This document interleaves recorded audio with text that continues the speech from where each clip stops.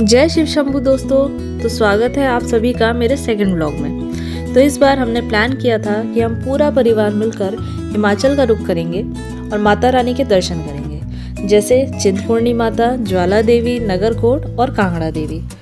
तो चलिए फिर आप बने रहिए हमारे साथ इस यात्रा में और इन शक्ति पीठों के दर्शन का लाभ उठाइए। अच्छा, एक बात तो है कि सफ़र का असली मज़ा जो है वो परिवार के साथ ही आता है, फिर चाहे वो ज़िंदगी का सफ़र हो या फिर बिजी लाइफ से कुछ दिन का ब्रेक लेकर छुट्टियां बिताने का सफ़र हो। तो रात भर का ये दिल्ली से हिमाचल तक का पूरा सफ़र हमने ऐसे ही गाते बजाते हंसते हंसाते पूरा किया और समय कब बीत गया हमें पता भी नहीं चला। खुशी, उत्साह, उमंग और मन में भक्ति लिए हम आगे की तरफ बढ़ते रहे। फिर अगली सुबह हिमाचल पहुंचते ही हमने मंदिर के नियर बाय होटल लिया। फिर वहां से नहा धोकर रेडी होके हम निकल पड़े मंदिर की तरफ माता चिंतपूर्णी के दर्शन करने।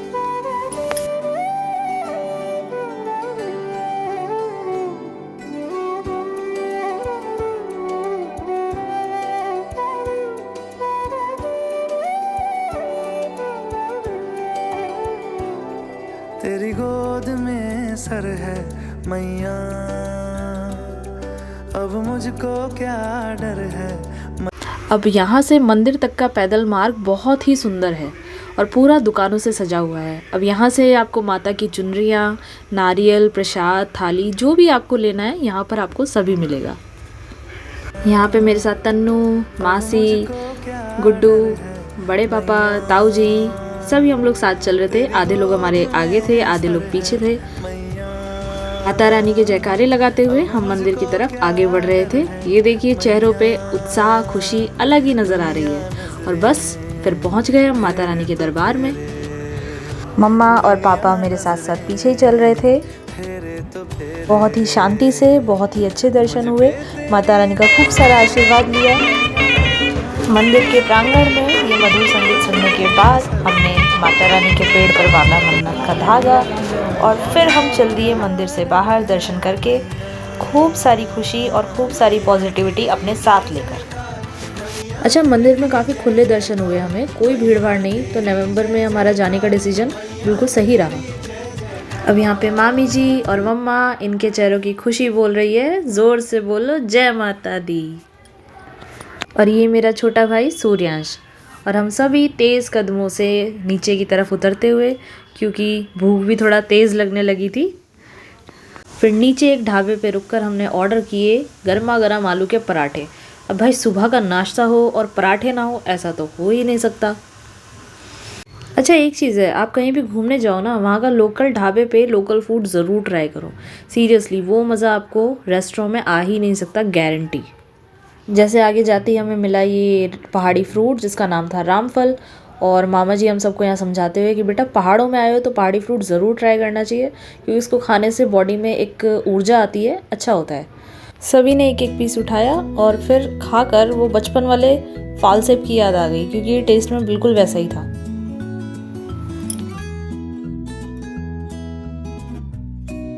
फिर अगला दिन, नई सुबह, नई जर्नी। और ये मासूम बच्चा, इसको बताना पड़ता है कैमरा ऑन है, रिकॉर्डिंग ऑन है, कैमरे में देखो।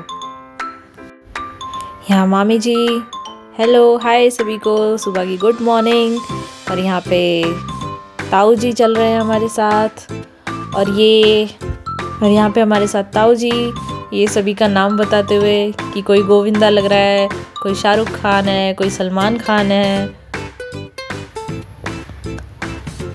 और ये आ गया हमारा संजू बाबा।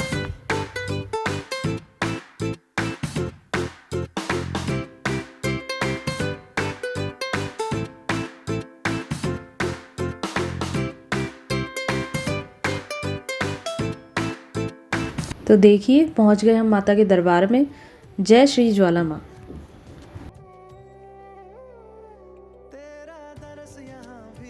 सुबह की खिलखिलाती धूप और फिर पहाड़ों के बीचों बीच बसा ये मंदिर, सच नज़ारा देखते ही बनता है।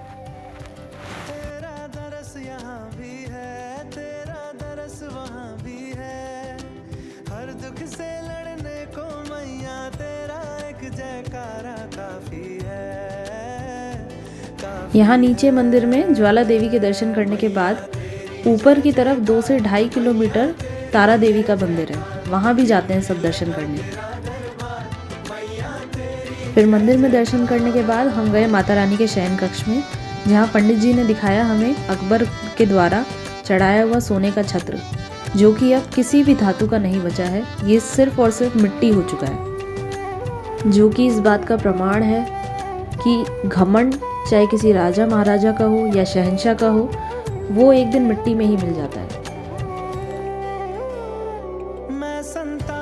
फिर दर्शन करके हम जैसे ही बाहर निकले तो ये बुजुर्ग अंकल जी बिल्कुल मंदिर के साथ में ही बैठे थे। फिर हमने इनको दक्षिणा दी और माता रानी के नाम के नगाड़े बजवाए।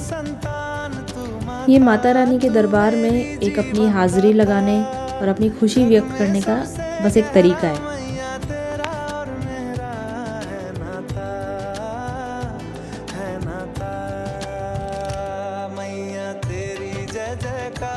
और ये वो जगह है जहाँ पे बच्चों का मुंडन किया जाता है।